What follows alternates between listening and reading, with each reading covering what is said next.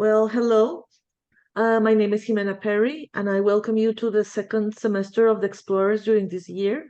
Today, I'm very happy to have a very dear to my heart guest because she studies at the same university I got my PhD at, the University of Texas at Austin. Her name is Camila Ordorica. Camila was going to talk about her work. The name of her work today is going to be New Research Horizons, Artificial Intelligence, Archives, and History. Camila Ordorica studied her BA in history at Universidad Iberoamericana in Mexico City and coursed an MA in gender studies with distinction from the Central European University in Budapest, Hungary. She's currently a doctoral candidate in the history program at the University of Texas at Austin, where she is also a context doctoral fellow. Her doctoral research focuses on archival history and practice, and she is writing on the history of the formation of Mexico's National Archive from 1790 to 1876. The National Archive in Mexico is a privileged window to understand how the reorganization of the nation-state affected and was affected by which paperwork it preserved, created, and archived or not.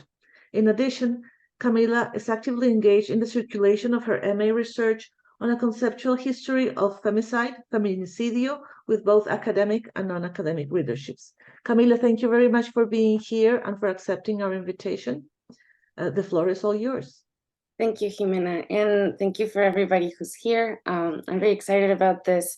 So the way that this is going to work is just a heads up. I'm going to do a brief presentation on my work, and then we're going to go to the workshop on these digital tools. So I'm going to share my screen, if that's all right, so that I can begin. Can everybody see it? You should be able to see it. Okay, cool. Yes. So yeah, so I titled this New Research Horizons, Artificial Intelligence, Archives, and History. So again, the presentation structure, I'm going to talk about what it is that archival history is. I'm going to give a brief introduction to digital scholarship in the humanities. We're going to go through both Google Dictation and Transcribus as two AI-powered tools for research on primary sources. And then I'm going to give the small workshop. So it doesn't really matter if you don't have the platform right now downloaded, Transcribus that is, because this will be recorded and you will be able to access it in a further moment. So, okay, so I want to begin by giving a bit of a briefing on what it is that archival history is. So archival history is a new historiographical method that began in the 1990s with the development of like critical archival thinking, which was, like the Derrida and Foucault and like the 1970s philosophers started thinking about archives. In the 1990s, it kind of got consolidated into this idea about into thinking more theoretically about archives, and that started trickling down to the humanities and the social sciences, which is now why 30 years later today, we have this entire thing called the archival turn, right? So in this turn, archives are viewed not only as repositories of information, but also as passive repositories of information, but also as spaces that are active in the way that they engage and practice history, and in how they are open to the redefinition and critical appraisal of history. So more recently, the way that this archival turn has taken space in historical work has been through archival history, right? So nowadays we have a growing but still quite small body of work that studies archives themselves as an institution with history, not only as institutions that serve the purpose of history to write about other types of work. So that's kind of like where the change comes at. It's very new, honestly. There is, as I mentioned, like a group, like a consolidated group of scholars and of books and publications, but it's still quite a small scholarship. And this approach highlights two things in particular, at least the way that I engage with it.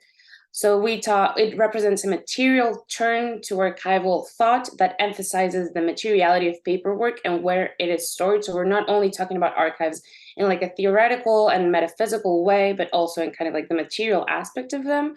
And it highlights archival work and the responsibilities to understand the role of archives within archival institutions. So it's also like a history of the professionalization of archival work at the same time of that we like engage with archival institutions. So that's kind of like where this is at. These are two pictures of my objective study, which is the General Archive of Mexico. This is during the 20th century, which is not what I do, but I think they're pretty nice. So this is just heads up. This is a panoramic view, and no, what's it called? Like eagle eye view of Mexico's AGN. So as you can see, this is a panoptical prison of the 19th century, actually of the early 20th century. It was founded in 1900, actually, by Porfirio Diaz. And it was originally a panoptical prison. And these are the cells of the inmates, and where they, like political prisoners, homosexual, artists, communists were held, and anybody who was against the regime, both the Porfiriato and the PRI later in the 20th century.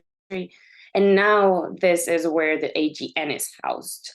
So this year, actually last month on the 23rd of August, we celebrated the bicentennial of the formation of the AGN. It was founded as a national institution in 1823. So that means that it's 200 years of uninterrupted accompaniment of the AGN and the state to the state. The state likes to say in like their official things that they portray the AGN in, that there's only 3 institutions that have like accompanied the development of the Mexican state uninterruptedly, which is the Ministry of Government, the Ministry of Foreign Affairs, and the AGN. But the 3 of them have worked together for all of this time. And so I researched this story in the 19th century. I'm going to go into that a bit further later on, but during this time, so the 19th century, there are a minimum of 2 imperial archives, 1 federal archive, several national archives, and 1 traveling archive or an itinerant archive. So the entire idea of the AGN is like the process of thinking archivally understands archives as like institutions and spaces that are in continuous process of creation. It's never a static situation. And this story is very convoluted. There's a bunch of different stuff going on. Of course, as we study the institution that kind of like holds and guards what is supposedly, at least in theory, the memory of the nation, the entire history of Mexico during the 19th century or during the 20th century, kind of like gets into it, right? So we have like the North American intervention, we have the French intervention, and that also has like different consequences for the archives and for like how documentation is viewed and for patrimony and heritage. There's a bunch of different stuff that I'm trying to like bring into the story. And just interestingly enough, to date, there is not one single modern historical monograph on the history and development of this institution.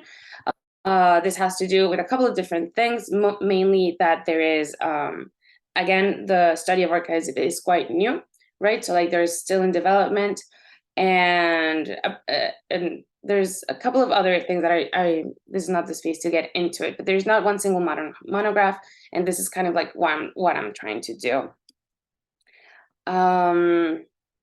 So as I mentioned, my research goes from 1719 to 1876.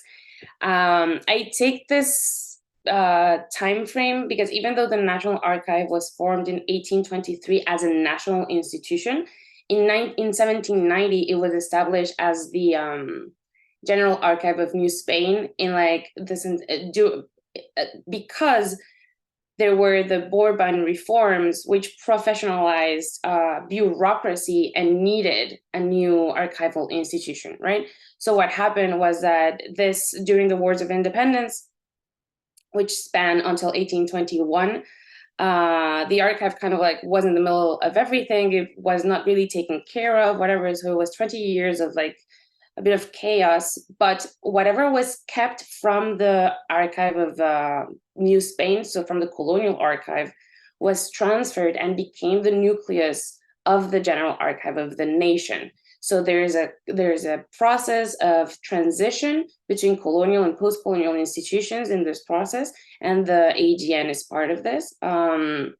And I stopped in 1876 because after this, we have a period in Mexican history that's called the Porfiriato, where we had a 30-year dictatorship by Porfirio Diaz, who was a person who created the Palace of Lecumberri, so the one that we saw before this one. After that, the institutions became very well established, and there's a lot of information that is just not possible for me to go through in a doctoral project. It's just too much. It goes beyond my capacity, so I had to stop there. This history I started through what I like to call these days a user-centered approach that highlights the social universe that has historically worked and created the archive. So kind of like I'm trying to bring into this story kind of like the history of technology, because this is a history of information management. So I'm still seeing whether this works or not, but to this day, I'm still using a user-centered approach to like a social history of the archives. And as I mentioned before, I approached this entire question from what I like to call the new material history of archives, which is an analysis that is characterized by like architecture, collections, organization, transportations, and the work of archivists, as I had mentioned, as well as social political discourses in the present and its present and its development. So I think this is my final comment on this. This is kind of like my Venn diagram on how I do the research of like how methodologically I'm approaching the situation, right? So there's archival theory, which is an intellectual exercise that thinks about what this profession and about the profession and how it is applied. It comes mainly from like philosophy and critical theory. Then we have like archival practice, which is the application of theory and method to extend this knowledge, right? So this is the work of archivists who are creating the collections of historical materials and who are appraising what historical materials are worth of archiving. And then we have archival history, which is the entire thing that I told you at the beginning. And kind of like my research stands in the middle of this, right? So I'm trying to bring together all of these pieces to have an archival history that acknowledges and considers as paramount not only the work of archivists, but also the intellectual production created by archivists. So kind of like my big historiographical перевести это на... Yeah. So my big historiographical what's it called? Approach to this is that I am also bringing in another methodology, which is archival work, right? And the work of archivists, to kind of like make it comprehensive. So having said all of this, so this is kind of like where I'm coming from, right? So I've been wondering and have been taking courses and like training into how to implement our artificial intelligence to the humanities in particular, but then in my case, it's going to be to archival history, right? And why? So this is like another little picture of the AGN, but this was during the late 19th century in the space that is no longer the AGN, but you can see like the researcher here and like all the little books and documents, which I think is very cute. So there's two things to kind of like consider here in terms of like what we are talking about. So there's digital scholarship, and then there's artificial intelligence. So digital scholarship is a use of digital methods in research as well as publications that seeks to achieve scholarly results. The goal of its application lies in the possibility of harnessing the power and flexibility of digital tools to reimagine and expand our ideas of research and knowledge production, right? So this is kind of like the whole situation of digital humanities. But then there's like this new variant of digital humanities, which is artificial intelligence, which is something that has been kind of like going around quite a bit lately because of new developments. And just so that we're all clear, AI is the science and engineering of making intelligent machines, especially intelligent computer programs. AI makes it possible for machines to learn from experience and adjust to new inputs and perform new human-like skills. So these are kind of like the two concepts that we are going to look at in our kind of like approach to digital scholarship by using AI. So AI is kind of like part of the digital scholarship portfolio. And then there's two main ideas that I like very much, and that they kind of like go back to the way that I was taught this entire thing, which is that sometimes digital scholarship or AI may seem kind of like unapproachable or difficult, or like, how do you go to these things? They probably cost a lot of money, and they probably are closed unless you have institutional access, which is something that we all kind of worry about when we're not necessarily within an institutional parameter. But fortunately, the tools, at least that I'm going to show you today, but most of the digital humanities tools are open access, which means that they are freely distributed online and don't charge or have any other barriers. And they're also crowdfunded. So that means that they use alternative financing and practice. So they raise money through people who use them or through the internet. So most of the tools that you're going to encounter in the digital scholarship world for humanities, eventually they do have a barrier to the fact that there's some functions that you need to kind of like buy and apply to with money. However, they're always very cheap, and their only purpose is to kind of like keep going the program, right? To just like keep it running.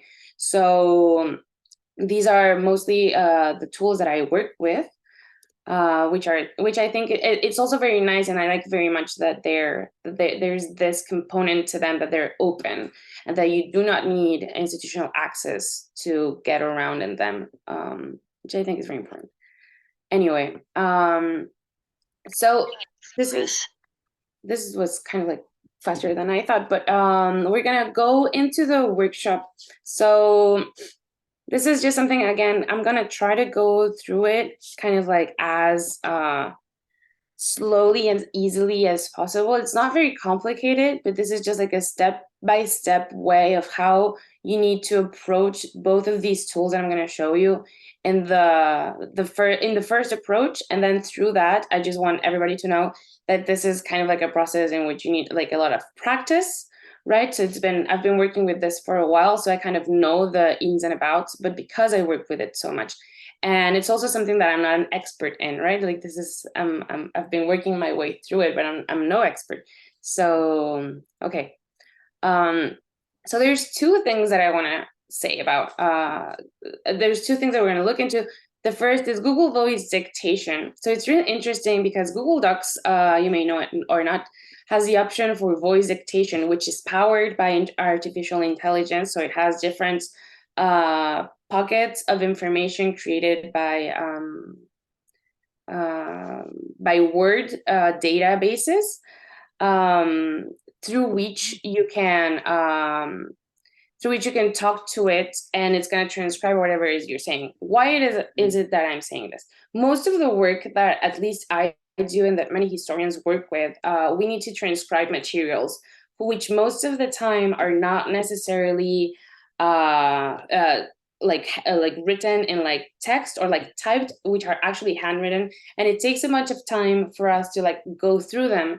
And this saves a bunch of time because you don't have to be typing, you can just like be reading the text and then put it in the system, right? So the way that this works is that, and this is in Spanish, I'm sorry, but this is my interface. So in the section where it says tools, you go to dictado por voz or voice dictation, and you click there. And what's going to happen is that it's going to bring you to, there's an entire database of different ways of speaking, of accents and also of languages. So for example, in Spanish, which is my main language, we have like all of these different variants. So what happens is that Google The database that works with that Google Docs has to power this actually understands different accents, so that makes it easier for you to be able to talk in your language and for it to understand you. So you just click on it, and like a little microphone is gonna pop off. You just have to click on it, start talking, and it's gonna transcribe the entire thing that it is that you're speaking. So it saves a lot of time from actually having to type. I actually like it a lot. I think I think it's also quite funny. Sometimes I'm like talking about like the thing that I'm transcribing, and I realize a couple of things. The language is different, right? And there's one thing we need to remember about like artificial intelligence and like digital scholarship. All of the things always have a component, like whatever tool that you use will always have a component of you having to clean it up. So none of the things that you're going to be using, especially not transcript, which we're going to go into a minute, none of it is going to be perfect in its beginning. You're going to have to actually spend a bunch of time cleaning up whatever it is that it's doing, because you're trying to teach the computer or the program what it is that you want it to learn, right? And most of the time it's going to have mistakes. The objective is also for it to like not have as many mistakes, but you need to do the entire like kind of like small like work to get to there. So this is kind of like where we're gonna spend a bit of time. This is Transcribus. This is a platform. So this is an AI-powered platform for text recognition, transcription and searching of historical documents from any place, anytime, and any language. So what's really interesting about Transcribus is that, for example, like I do like archival history of 19th century Mexico, right? And that's like my own thing. And I do like 19th century handwritten text that is in Spanish, and I'm trying to teach it to learn that calligraphy. However, that is not the only thing that you can teach it. Whatever it is that you teach Transcribus is going to develop a language through which you will be able to transcribe your own work. So the objective of this platform is for you to teach it whatever language or handwritten text it is that you're working with. And then it's eventually going to learn it, and you're going to have to just run the software for it to transcribe for you. So this is fantastic because it saves up hundreds of hours, I want to say, on actual transcribing, because you only have to do, it is kind of said that you need 40 to 60 pages of transcription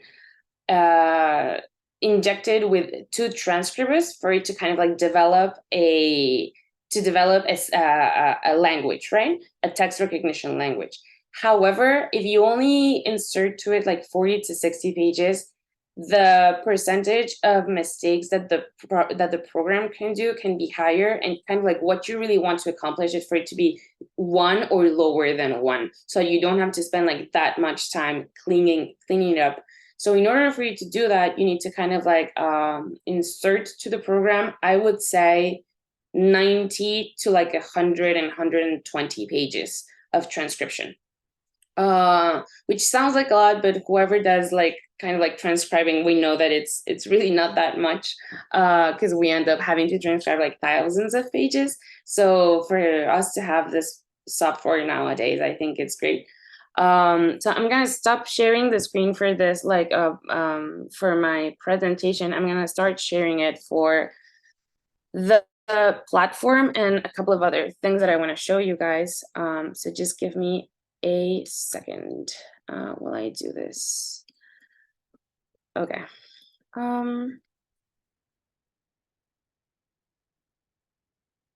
Okay.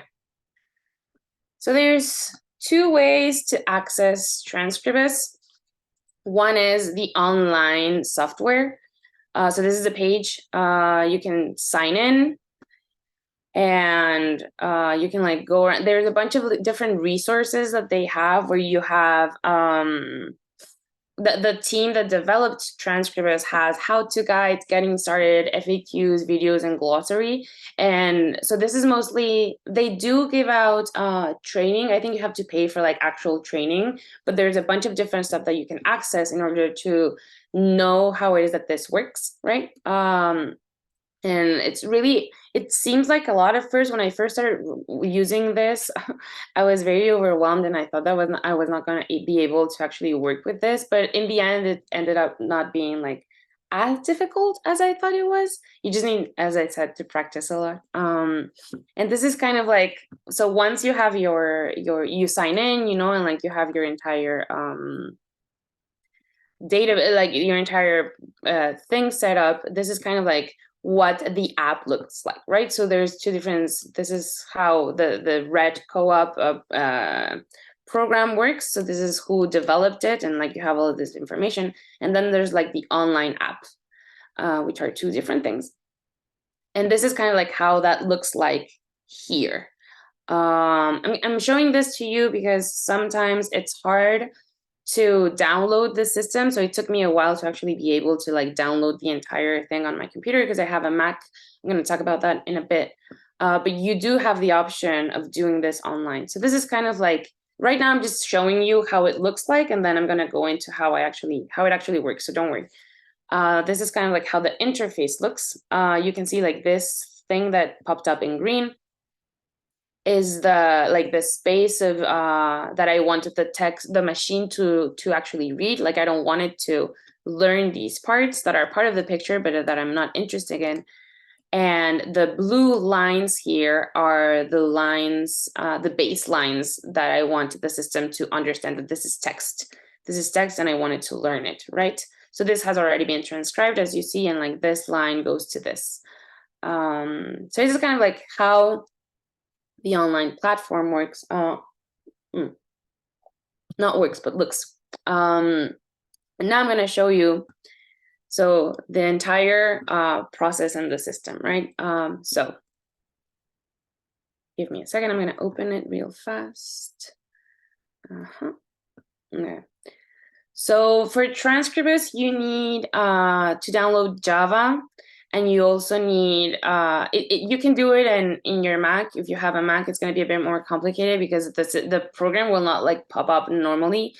Like this entire file of different things will come up, and you just have to open it like this, and it's gonna like start the program in this particular way, and then this is the platform, right?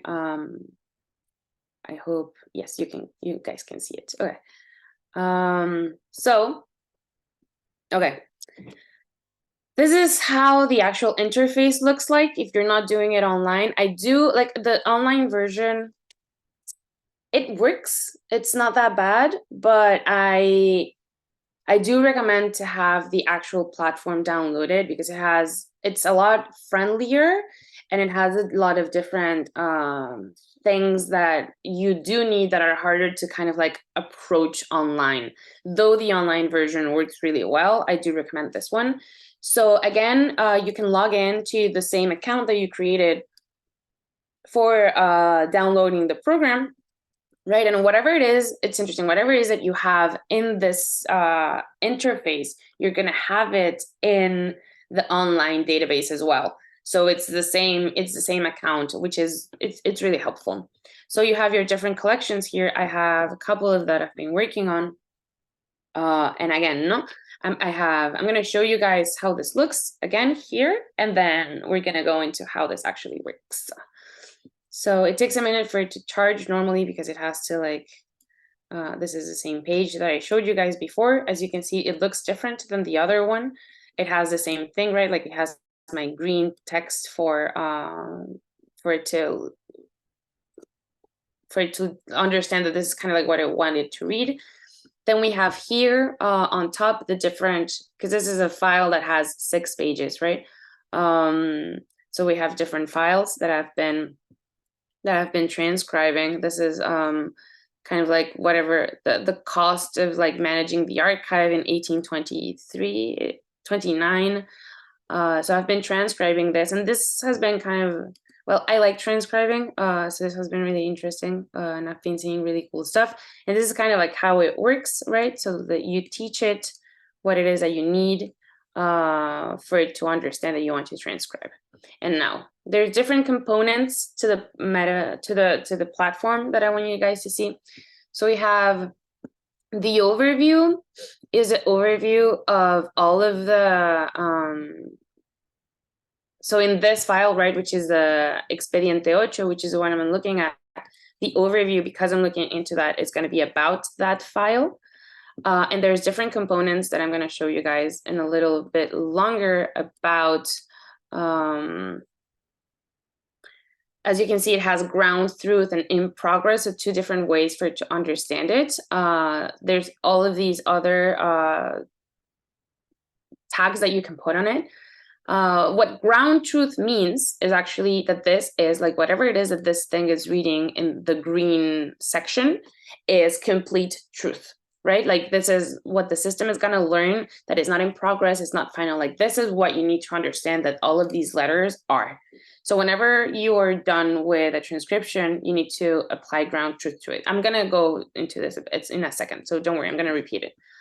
So what I'm going to show you guys right now is how an entire transcription process kind of like would work. I've already done the transcription because it would have taken a long time, but I just want to show you like how you insert that into the system so that you can teach it. Okay, so and you can like go back to this again afterwards, because this is all going to be recorded, and you can call me or like email me if you need some help. However, so first step is that you export documents, right? As in any other thing that you want to work with. This is kind of like how it looks like. No, sorry, it's import to documents, not export. I am going to be extracting and uploading images from PDFs. You can also do some single document files. They have to be PDFs. So that's something that you need to consider in case you are working with images that are not PDF. You need to convert them on the internet as well. I use I Love PDF, which is very useful. So here I'm gonna start looking for my documents,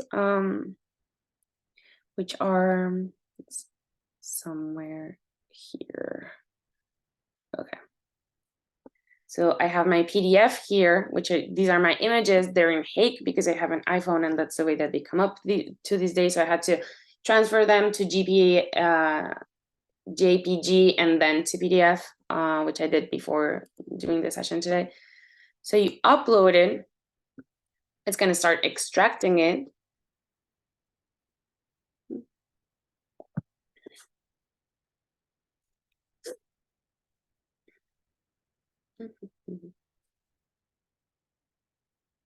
Okay, so it tells us, right, that it's going to be ready in a second.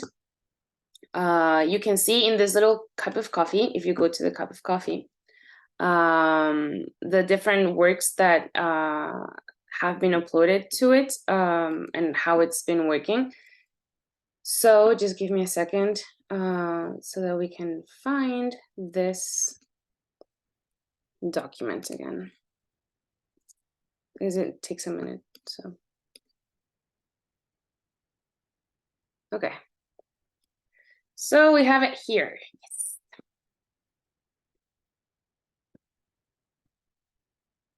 Okay, so this is the ones that you uploaded. It's going to pop up in your document and whatever collection it is that you have, and then you're going to have all of your different pages to it. In your overview, you're going to see, right, they're all cataloged as new, right? Not in progress, not done, because there's nothing that I've done to them, right? So they're all cataloged as new. And as you can see, there's no green square that kind of like reads the text, right? Like there's nothing in any of these pages that kind of like recognizes text yet. So what you have to do for this to kind of like start working is, first step, you need to go to layout. Is it layout? No, to tools, sorry. You need to go to tools. There's different tools here, and I want to stop here for a second because there's 2 different ways of so there's a couple of things here. So there's model training, there's layout analysis, and then there's text recognition.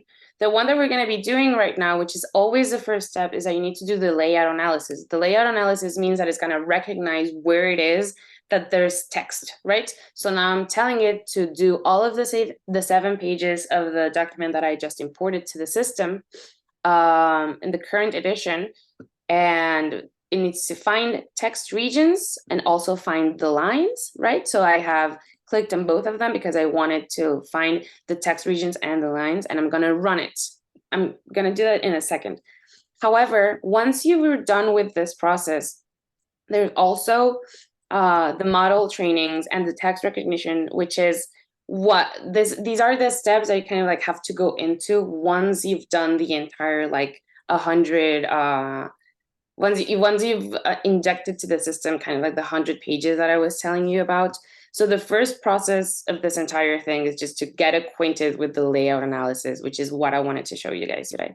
So you run it, and does it tell you like, do you really want to do this thing? And you tell it yes. And it goes to the little coffee thing, right? Which is what I was showing you before, and it's running. So it takes a couple of, it's really not that long, but we do have to wait for a second until it's done.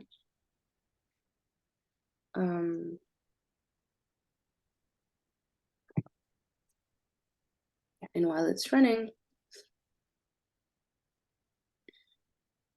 yeah.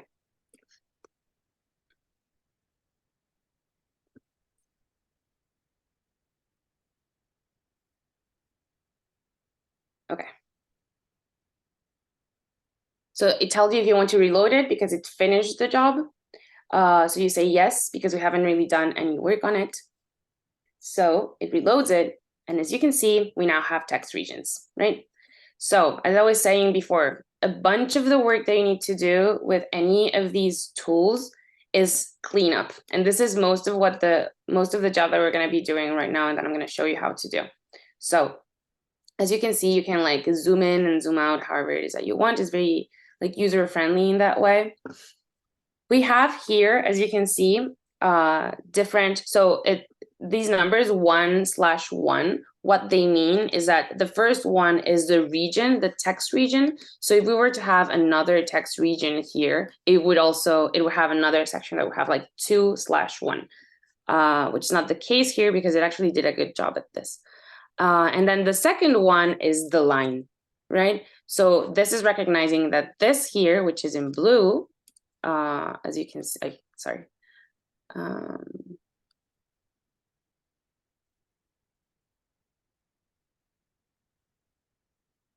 Yeah, this is recognizing that this region in blue is my first line, right?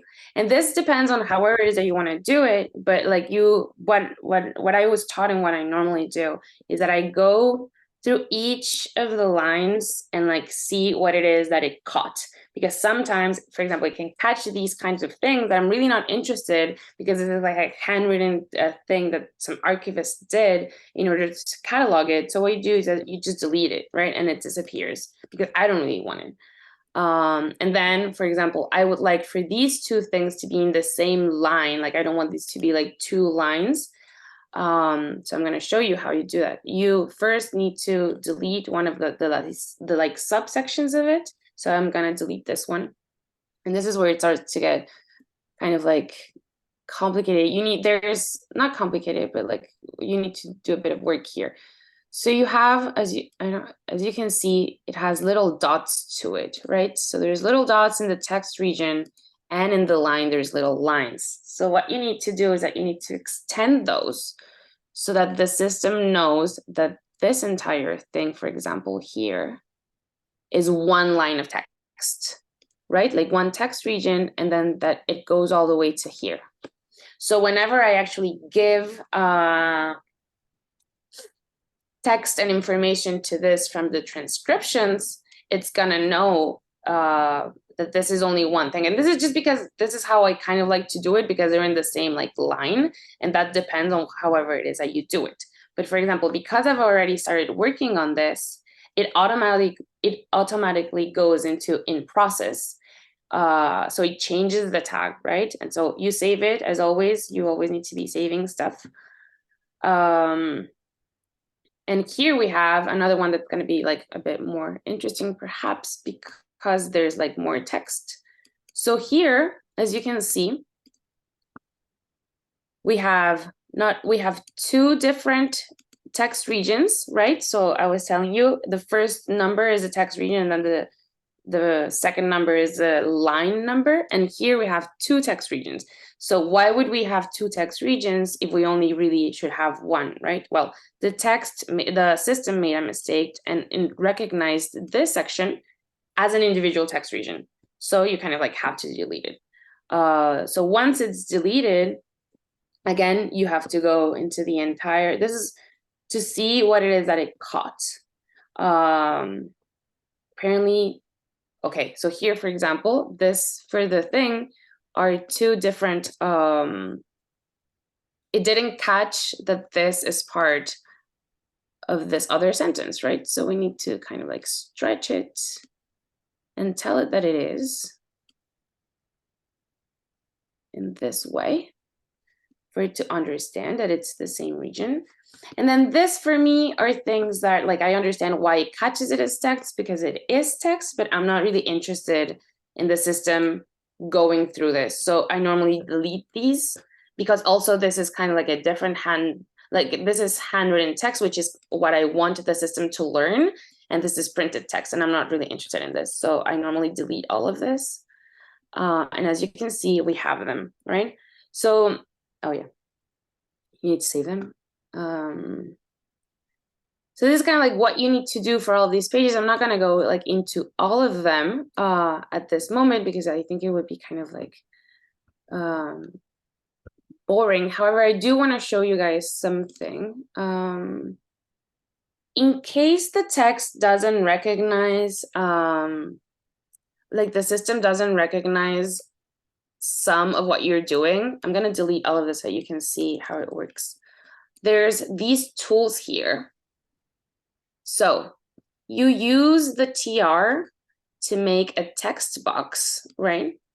So now you have this entire recognition here. So if I don't have anything because I deleted all of it, TR is going to recognize that this is a text region and that the text region goes here. And okay, recognize the text region, but how do I make it recognize each line of text manually if the system didn't really go through it very well? So you have BL, which means baseline. So what you need to do is you kind of like go like click by click, telling it what it is that you're doing.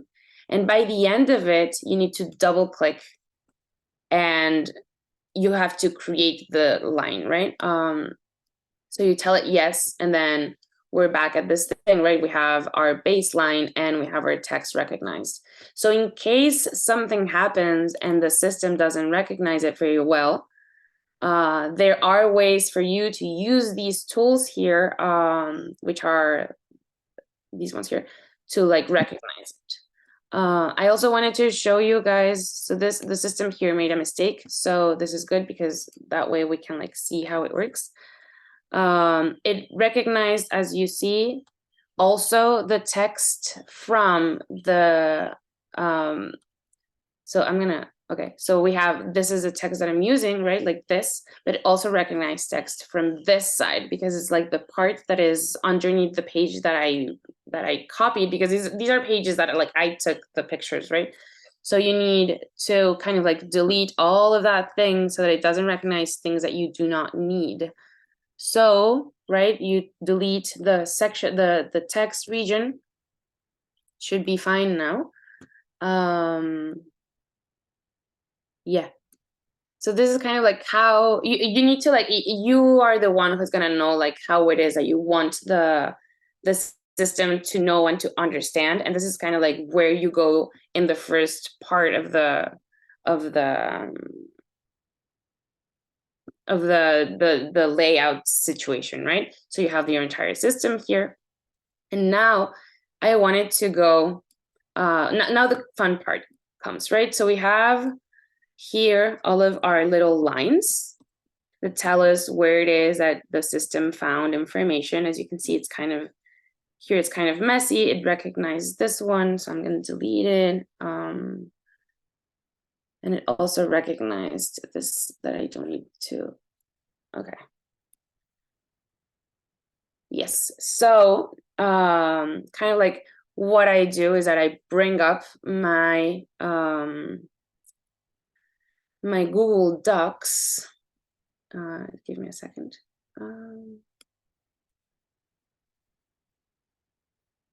And I bring it together here. This is kind of like how I work, okay? So like it depends how it is that you want to do this situation. I like having them at the same in the same space so that I can kind of like see what it is that I am doing. So this is my third page from the situation, right? So this is, I've already transcribed it with Google Dictation, as I was telling you. So if this is correctly done, if the layout analysis has been done correctly, you should be able to just like copy your transcription, paste it, and have every what's it called? Every line covered. As we can see here, it didn't really go into every line covered, and it's mainly because in this part, I didn't put it correctly, right? So it depends. It could be like a way that you didn't transcribe it exactly as it is in the text, or that you didn't, or that you made a mistake in the way that you did the layout analysis, right? So I'm going to close this thing so we don't have that much information here. And this is kind of like how it would have to look in the end once you've transcribed the thing. So I've already transcribed this, right? And you should go again through it. Like all of this is just like a constant looking into whether or not this is correct, because you want the system to learn each and every part of what it is that the text is saying in the way that you need it for it to learn, so that it can learn in the end the entire language, right? So when I was telling you in the beginning that you need like 120 pages for the system to learn, this is what I mean. You need not 7, but like 120 for it to learn the language, which is why you're gonna need to here to like go to ground truth, as I was telling you before. So this is not a work that is in progress. It is not done. It is not final. This is the ground truth of what the document says and the things that you needed to learn, right? So you say it is ground truth. It's gonna go through it. And once you are done with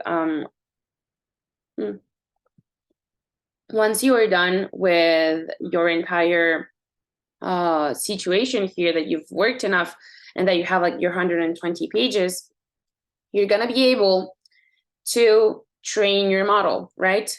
So once you train your model, you're gonna tell it.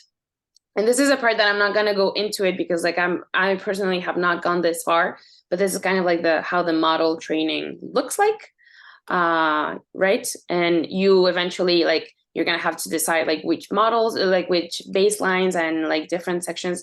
Normally here, everything that it is, that it's how the interface work, I normally not change much of it, right? And you just go to train and the model is gonna learn. And here's where, I'm gonna close this. I just want to say, here is where we are going to like step into something that is quite interesting, because as I told you guys before, these systems are crowd-funded and open access, but they have a limit, right? So when you are training a model, as a user, as a new user, you have 500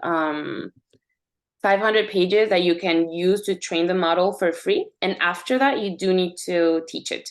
You do need to like pay for it. It's not that much. It's like $10, $15 for like another 500 pages. And it's just to keep the system going.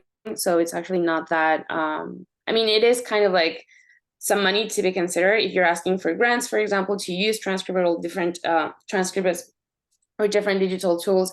I would recommend actually including into the applications, for example, that you need certain kind of money for upkeeping your use of these digital tools.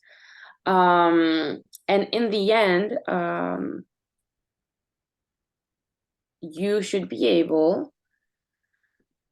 So once we are back here, right? So you should be able to train your model, and then once you are, so the model training, what it means is that you're gonna show it a language, right? You're not going to be the one transcribe it, but you're telling it that every one of the pages that you transcribed are the model that you need for it to learn, right? So you're going to eventually end up with a complete language. And once you have that, you're going to be able to tell the thing for it to recognize your texts, right? So you're just going to tell it, do this, right? With my current collection, and you're going to select your handwritten text recognition model, which I don't have at the moment because I have not finished this, but you can see here, which I think is very interesting, different types of models that have already been created, right? So we have German, we have Latin, we have Greek, we have Ottoman Turkish, we have Icelandic, Romanian, and these are just like some of the ones that you can access because they're open access, all of the different languages that other people have used are available to you. So if you're lucky enough, you may not even have to do the entire layout analysis, and you can just go into like recognizing your Chinese text, you know. It's going to tell you here what type of information it has, the learning curve of the HTR model, and has sometimes other comments. Yeah, this is late 19th century, early 20th century Ottoman Turkish periodicals, right? So like there you have it, the Slovenian here, and the people make the descriptions of it. So yeah, like you could be lucky enough to not have to do the entire layout analysis. I recommend it because I think it's like good work in the end for you to be doing, and it's really interesting, and it helps in the transcription process. And by the end of the entire thing, you should be able to make transcribing like 1,000 times easier than it normally is, because it normally takes a lot of time. And that is kind of like how Transkribus works. That actually worked really well. I just wanted to say a couple of extra things just by closing here. Okay, so I just wanted to say here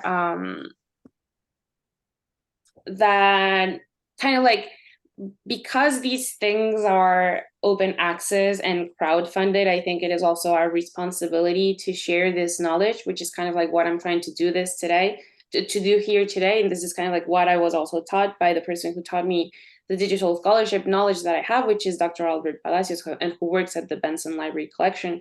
And it is kind of like one of those things that it is important to be doing, because I think most times people do not approach these tools because they seem very inaccessible. And they might be if you don't know how to use them, but it doesn't really have to be the way that they work.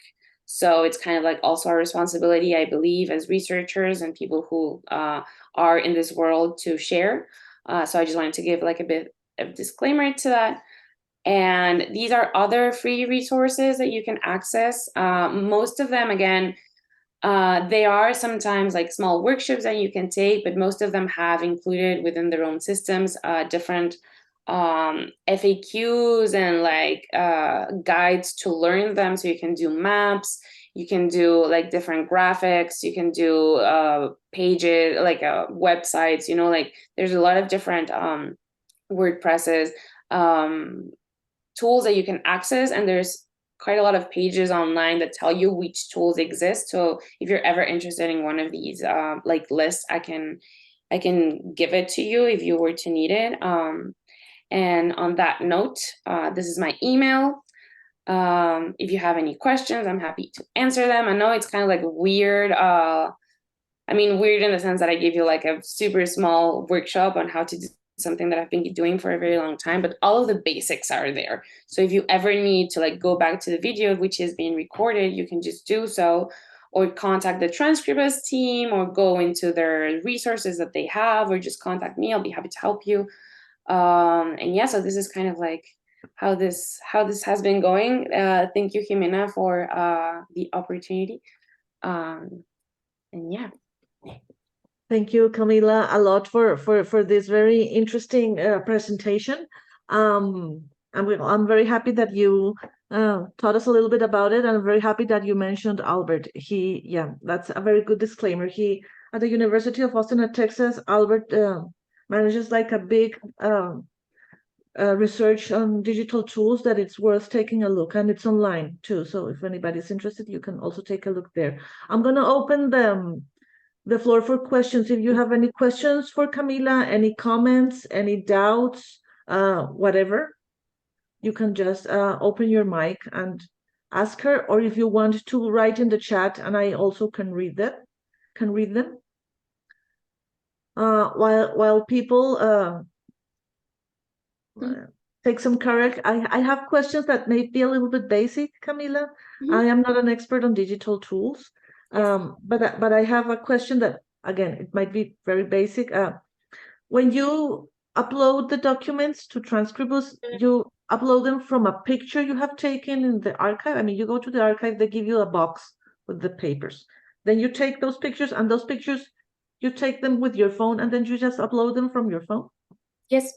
So it's quite nice, because you would think that you would need like professionally digitized material for this to work, but you don't really need it. What you really need is, I use my iPad because they come up like actually larger in quality, so I don't use my phone. So a tablet is nice, but also if you do it with your phone, it's completely perfect. And then what you do is that you just like actually have to make them into like a PDF file, because it reads PDF files. And that's it. So like, it's also really nice because you don't need, not only is it like open access and crowdfunded and whatever, which are like ideals that I really like, but they're also quite easy to use as like an individual researcher who may or may not have any institutional like either management of the material that they're working with, right? So like professionally digitized material, or who's just like trying to do their own research, like as an independent researcher, or like you can just like go to the archive and do the entire thing. That Which actually is really nice. Yeah, that's actually very, very nice. And another question that I have, that's also like a basic question. When you have your transcription done, as you showed us, how do you export that? You exported that to like a PDF, to a Google Doc, to where? Like where the When you have- transcription. Oh, you have yes. And then Oh, yeah. what do you do with that? Yes, I forgot. Thank you for saying that. So once you're in the system here, again, we're back in the system. You eventually, so when you import it, you need to use this little one that goes in, right? So, and it's gonna show you the import, and then you export the material. So there's this entire section where you can just export it, and you can just export the current document or your collections. It depends what you're doing into. So there's all of these versions, right? So PDF, docs, text. So for example, you want it in PDF and in simple text. And it's gonna, and then you just need to, if it's PDF, I'm just gonna do it in PDF. Image JPEG, yes, original, and then you just put OK to this, and it's just gonna upload it. I mean, export it to your email. Oh, Yes, it exports it to your email, because there is where you have like your what's it called? Your user, right? With the platform. So it sends it to your email, and then you just download it, and you have your transcriptions done by a system that learned how to do it for you. and it's also Yeah. much cheaper. I am, well, older than you, so in my day we have to pay someone to do all the transcription, and that was also a cost we had to add to the budget of the project. So I think this is great, Camila. Thank you very much. It was very, for me, it has been like enlightening. I don't know if anybody has any question, any comment. No?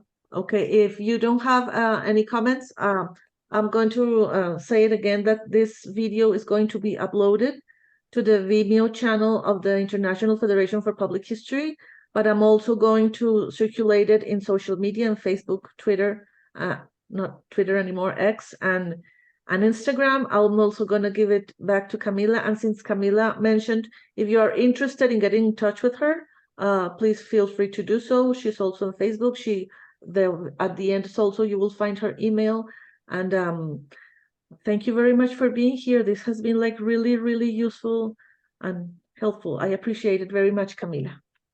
Yes, you're welcome. I hope it helps researchers in their quests for information. Yes. Thank you for having me, and it was very nice.